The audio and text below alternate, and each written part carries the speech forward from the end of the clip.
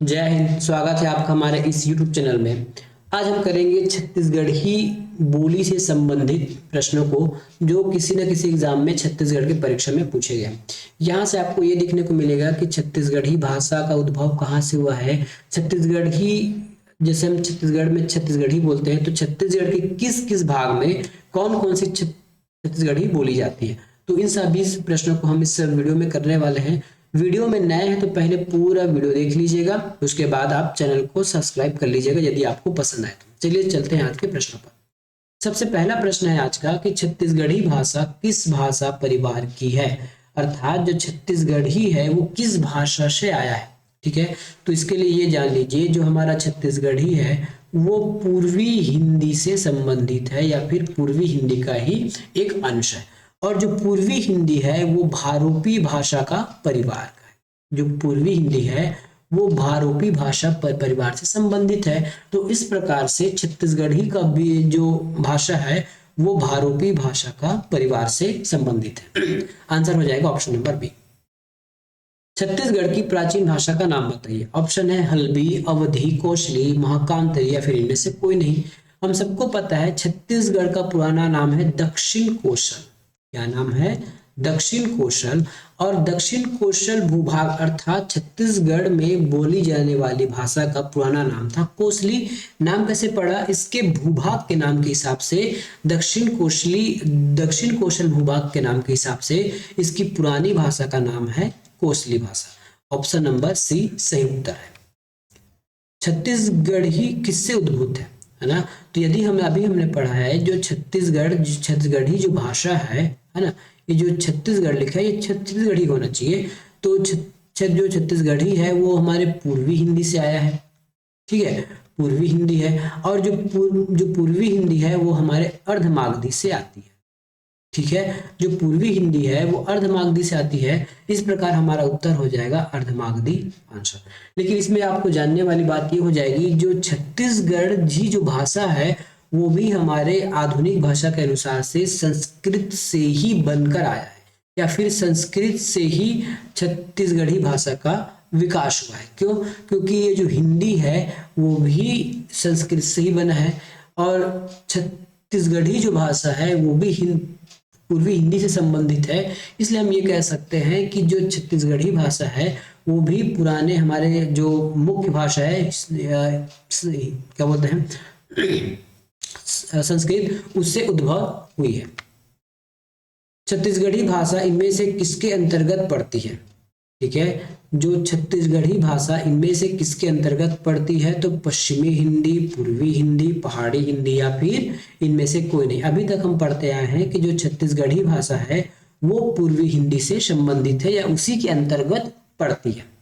अगला प्रश्न, छत्तीसगढ़ी भाषा किस केंद्रीय भाषा समूह के अंतर्गत समाहित? देखिए एक ही प्रश्न को कैसे घुमा घुमा के हमारा व्यापम या फिर पीएससी पूछता है। तो ये आती है हमारे पूर्वी हिंदी के अनुसार। छत्तीसगढ़ पर ओडिया का प्रभाव किस क्षेत्र में पड़ता है? इसके लिए आपको छत्तीसगढ़ का एक मैप याद होना चाहिए। मैं एक टूटा फूटा मैप बना लेता हूं इस प्रकार से। अगर दिशा की बात किया जाए तो ऊपर को हम क्या बोलते हैं? उत्तर दिशा। ठीक है, ये ऊपर उत्तर है, नीचे दक्षिण, ये हो गया पूर्व और ये हो गया पश्चिम। ठीक है, यदि बात किया जाए कि किस दिशा में कौन सा राज्य लगा हुआ है तो ये हो जाएगा हमारा उड़ीसा। ठीक है, पूर्व में उड़ीसा है और पश्चिम में दो ठो है, एक ठो एमपी है और दूसरा हो गया एमएच मतलब महाराष्ट्र। और ऊपर में है आपका यूपी और नीचे में हम चल देते हैं आंध्र प्रदेश। ठीक है, आंध्र प्रदेश। अब देखिए प्रश्न क्या पूछ रहा है, तो छत्तीसगढ़ पर ओडिया भाषा का प्रभाव। तो छत्तीसगढ़ में या फिर छत्तीसगढ़ का कौन सा हिस्सा उड़ीसा से लगा हुआ है? तो छत्तीसगढ़ का जो पूर्वी हिस्सा है या फिर पूर्वी भूभाग है, पूर्व की जो जिले हैं ना, वो जो है उड़िया का प्रभाव क्षेत्र में आएगा। तो अगर हम ये बात करें दिशा के हिसाब से तो जो पूर्वी छत्तीसगढ़ है वहां पे हमको उड़िया भाषा का प्रभाव दिखेगा। साथ में अगर जिला पूछ दिया जाए तो इस बॉर्डर से लगे है ना, जो उड़ीसा से संबंधित जिले हैं, उड़ीसा से लगे हुए जिले हैं, उसमें हमको उड़िया का प्रभाव देखने को मिलेगा। जैसे रायगढ़ हो गया, महासमुंद है, गरियाबंद है, ये सब जो है उड़ीसा से लगे हुए जिले हैं। अगला प्रश्न, छत्तीसगढ़ी भाषा किस भाषा और संस्कृति का प्रभाव दिखता है ना। अब ये देखिए अब भाई ऑप्शन हमको दिखा गया है बांग्ला और गुजराती, तो इसके लिए फिर से आपको छत्तीसगढ़ का मैप याद होना चाहिए, ठीक है। तो हम ले लेते हैं कि पूर्वी में हमको ओडिशा दिखता है, ठीक है, और बंगाल और गुजरात जो दूर में है, छत्तीसगढ़ से इनका दूर दूर तक कोई वास्ता नहीं है, ये भूभाग पर लगा हुआ नहीं है। ऑप्शन नंबर डी की बात करें तो नीचे का जो सुकमा एरिया है या बस्तर का जो छोटा सा एरिया है, ये आपके आंध्र प्रदेश से लगा हुआ है, ठीक है, आंध्र प्रदेश से लगा हुआ है, और आंध्र प्रदेश में तेलुगु भाषा बोली जाती है। तो इसके हिसाब से तो ऑप्शन नंबर ए और डी दोनों लग रहा है। क्योंकि हमको कोई एक ही सेलेक्ट करना है, तो ओडिशा अधिक भूभाग कवर करता है छत्तीसगढ़ का, या फिर छत्तीसगढ़ का अधिक भूभाग जो है उड़िया से लगा हुआ है, और आंध्र प्रदेश का कम है, इसलिए हम उड़ीसा को या फिर उड़िया भाषा को हम उसकी उड़िया की भाषा और उसकी संस्कृति दोनों हमको दिखती है उड़िया का प्रभाव। लेकिन यदि आप बस्तर जाएं नीचे, अगर आप जाओगे ना, तो आपको तेलुगु का भी प्रभाव दिखेगा सबसे नीचे सुकमा वाले में, क्योंकि वो उड़ीसा के सापेक्ष या फिर उसकी तुलना करें तो उड़िया प्रभाव की अपेक्षा कम है, इसलिए हम बाय ऑप्शन लेके चलते हैं, तो हमको तेलुगु ना लेके उड़िया लेना है आंसर को। पश्चिमी छत्तीसगढ़ किससे प्रभावित है। अब आपको कुछ कुछ लोकल भाषाओं को भी जानना पड़ेगा। हम यदि मान लेते हैं छत्तीसगढ़ के इस प्रकार से नक्शा छोटा मोटा। अब बोला गया है बघेली और भोजपुरी, क्या भोजपुरी छत्तीसगढ़ को कहीं भी टच करती है, तो नहीं करती, ठीक है। और उड़ीसा और भोजपुरी तो करती नहीं, तो दोनों को काट दिए।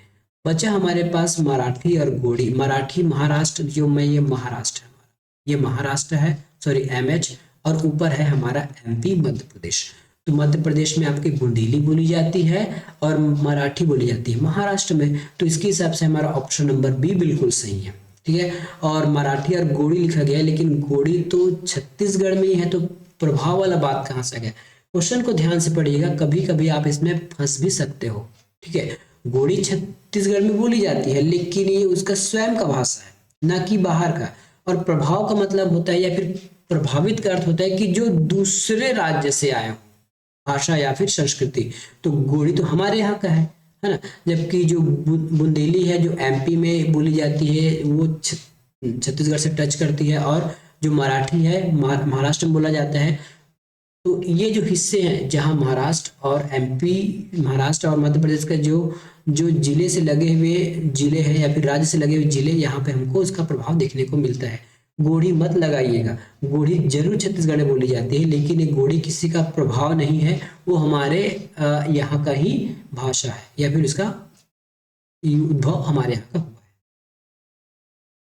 छत्तीसगढ़ी भाषा का स्थानीय बोलियों के मिश्रण से बने प्रकार के आधार पर पश्चिमी छत्तीसगढ़ का एक रूप है।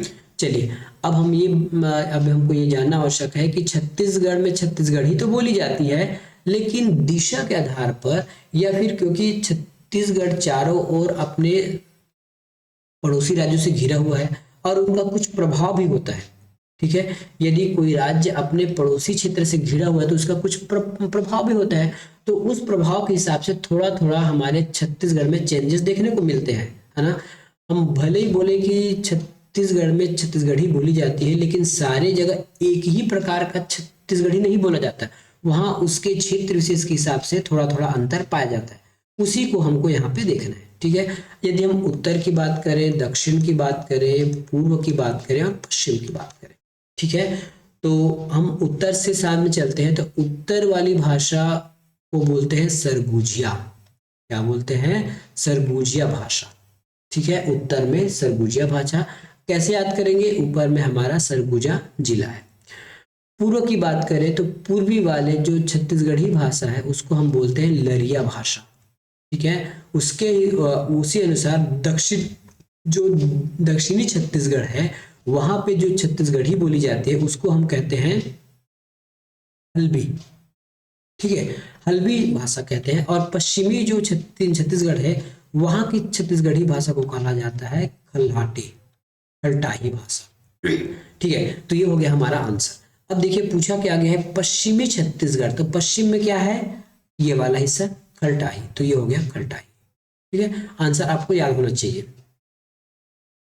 निम्नलिखित में से पूर्वी छत्तीसगढ़ के अंतर्गत आती है, तो पूर्व भाषा में क्या कहा जाता है, लरिया, ये पूर्वी है, खलटाही आपका पश्चिमी है। ठीक है, जो बैगानी भाषा है वे बैगा जनजाति द्वारा बोली जाने वाली भाषा है। और यदि इसका क्षेत्र कहा जाए तो जो मैकाल श्रेणी है उसके आसपास बैगाओं की जनजाति का निवास पाया जाता है, और बैगाओं द्वारा बोली जाने वाली भाषा को हम बैगानी भाषा कहते हैं।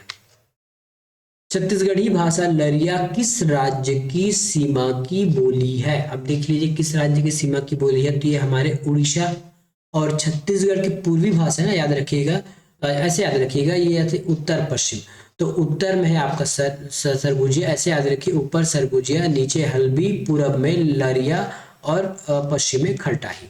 तो इस प्रकार से याद रखिए। अब कहा गया है कि लरिया किस राज्य की सीमा पर है, तो लरिया पूर्व में है, और पूर्व में क्या पड़ता है हमारा, उड़ीसा पड़ता है, तो आंसर हो जाएगा हमारा उड़ीसा।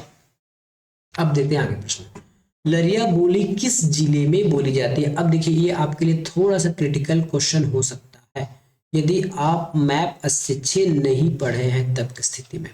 ठीक है, अभी हमने कहा कि जो लरिया भाषा है वो उड़ीसा से संबंधित है, या फिर उड़ीसा का प्रभाव है ना, या फिर ये कहें कि छत्तीसगढ़ के पूर्वी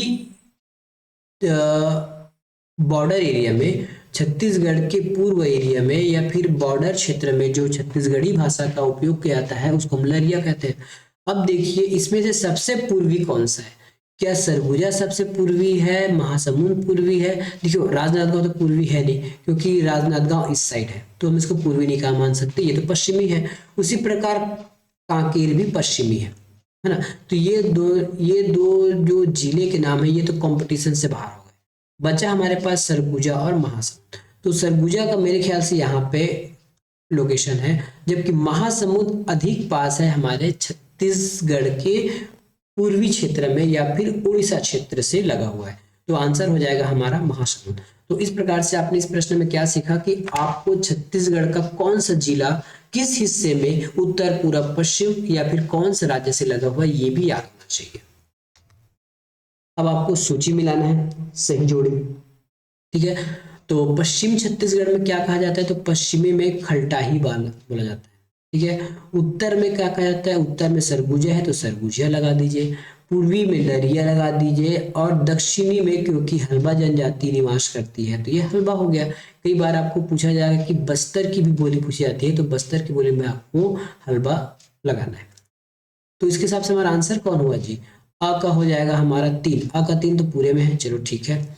उसके बाद हो जाएगा हमारा ब का 4, ब का 4, ये ब का 4 हो गया, तो ये सी और डी कंपटीशन से बाहर हो गए।